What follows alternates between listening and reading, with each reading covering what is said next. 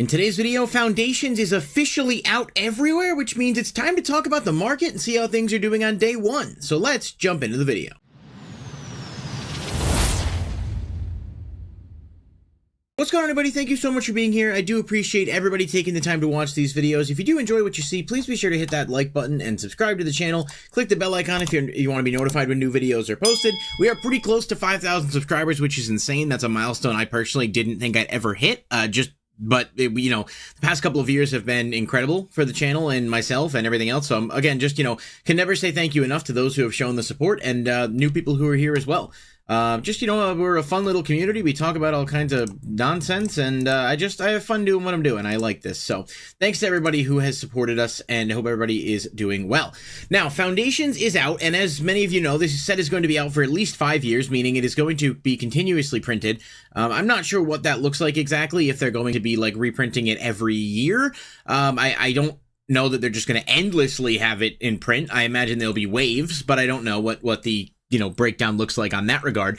But the set has a lot of hype behind it. And one of the things to note is that obviously it is early, so prices can change, and they often do. But we've already seen some things start to go up, and we're going to touch on those in today's video. There's a lot of, movement, and one of the things to consider is that because this is going to be out for so long and will continuously be in print, it's not likely that we'll see a ton of big spikes. However, I think some of the cards that are really, really hard to get may actually do a good job staying somewhat within, a pretty good range. So we'll get into it, but just take that in consideration when you're looking at the set.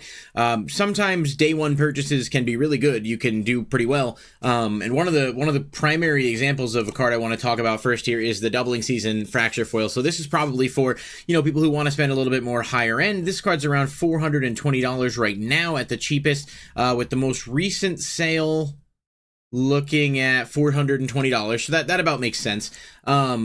Super popular art, extremely good card, playable in multiple formats, hard to pull. All the factors kind of add up. But this was actually selling at I don't even know exactly what the number was, somewhere around 800 at one point on pre-sales on Facebook groups and stuff. If you bought it at that, this probably feels pretty bad, but hopefully you waited. It's scarce, it's cool, but it's not, it's not $800 cool. Not right now. I mean, if this set was only out for a limited time and then it wasn't going to be continuously printed, I could certainly see this card doing well, and it may do well for itself over time, similar to what Ristic Study has done with the confetti foil. But again, the difference is the length of time that this set is going to be in print, so there will just be continuous replenishing of the market for this card. I think one important thing to note in terms of the set is Llanowar Elves may be the exception to the rule.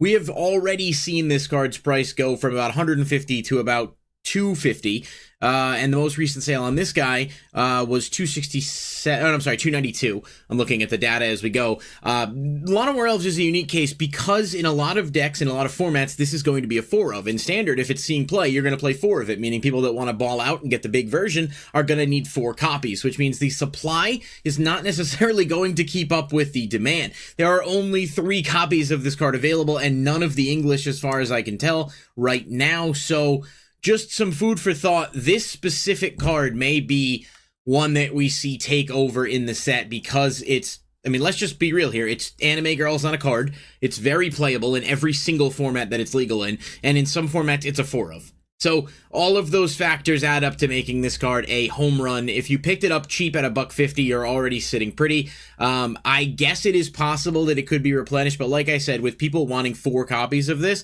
I don't think it's going to go back down like a lot of the other Fracture foils are. So obviously, that's just my speculation based on what I've seen so far, but Llanowar Elves is surging, and its other version as well, just, to kind of touch on that, the regular one is also surging. It's definitely lower than it was on pre-sale. It had gone up at one point to 105, 120, and has fallen back down a little bit to 85, which is where it's at right now. But again, you'll see there's only 44 listings. Again, it's not super common, and people are probably going to want to be going in on this card. So I do think Llanowar Elves is one to look at, but honestly, if you're somebody who's going in and making big baller purchases on a card like this and buying it in sets, you probably already know that, and me giving you that advice their opinion is not, it's not going to change your mind one way or another. It's just, for those of you who might be curious about this card's price and trajectory,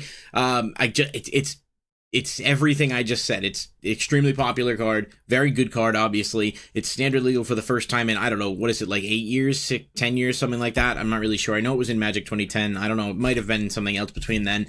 But yeah, it's just, I mean, it's all the factors that add up to a very, very expensive variant of a card. And for a lot of these showcases, the Japanese ones are actually less expensive, so you can get a Japanese one for like 72.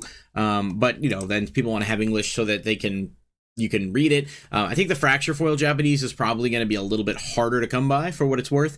But yeah, Llanowar Elves is going to be the long-term, I think, MVP of the set. But that's just based on, you know, kind of everything that goes into making that card's value what it is.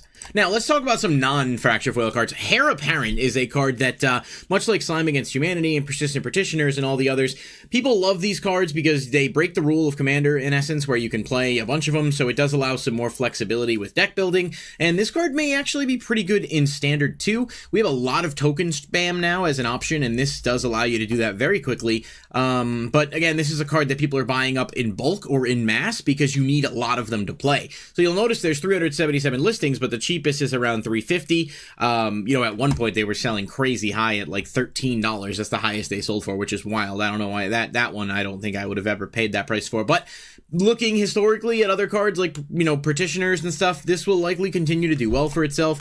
I'm going to check Slime Against Humanity.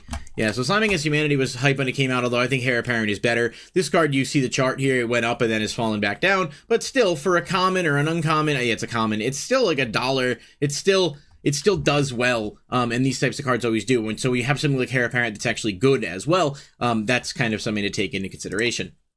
Bloodthirsty Conqueror is definitely one of the most desired cards in the set. It is part of multiple, you know, infinite kills, infinite life burn strategies. You know, other cards like this kind of exist, but in Standard now you can do this, and this is just going to be a great consistency piece for, you know, Commander decks that play vampires, any life gain decks. I mean, there's a billion different ways to make this card work. It's very good. It's not too costly to play either, so I think this will continue to do well, but it's nice to see that it's down to about 23 after being as high as like almost 40 at one point, then 30 on pre-sales. I think if this drops below 20, I'd be very surprised, but it could happen, obviously, with different premium versions. Doubling Season regular is about $20 and change. After shipping, you pay about $25. That's the best price this card has ever had. And really, I don't see a scenario where it goes that much lower. I'd like to think it would, but I mean, it's Doubling Season. There's always going to be demand for it, and no printing of it prior has gone down. I know people in my comments section have said that, you know, because the set will continuously be in print and in rotation, Doubling Season could drop even more. It's possible, and I'll be the first to admit I was wrong and encourage you to grab them at that point. If this card were to ever hit like $10, like, you'd be crazy not to get one, but I don't think that's going to happen. It's still a mythic. It's still going to be relatively challenging to pull. There are some alternate versions people want to get their hands on, so you do have that, but it's just kind of, you know, it's Doubling Season, right? There's always going to be some level of demand for it. The regular non-fracture foil version of this card is around 131 right now. Pretty good value. I mean, this card is just, again, it's awesome. The artwork is awesome. People are really a fan.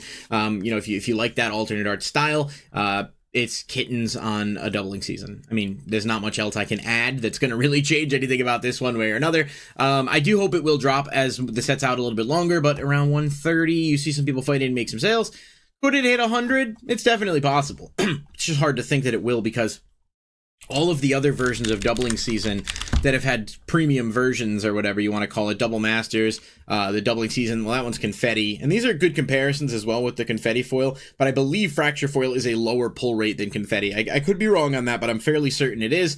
We'll have to see, though, as the set continues to be out and exist, what happens there, because the Doubling Season anime borderless that was in Eldraine, you could technically pull that out of a regular pack as well. It's just, you know, not easy to do. These showcase ones are locked behind collector boosters, so just some food for thought on that. Doubling Season, you know, again, it's $20. It's the cheapest it's going to be probably ever, so unless they like print it as a common. So if you need one, I mean, you could wait, but at $20, I mean, you're getting a good value for it, I think.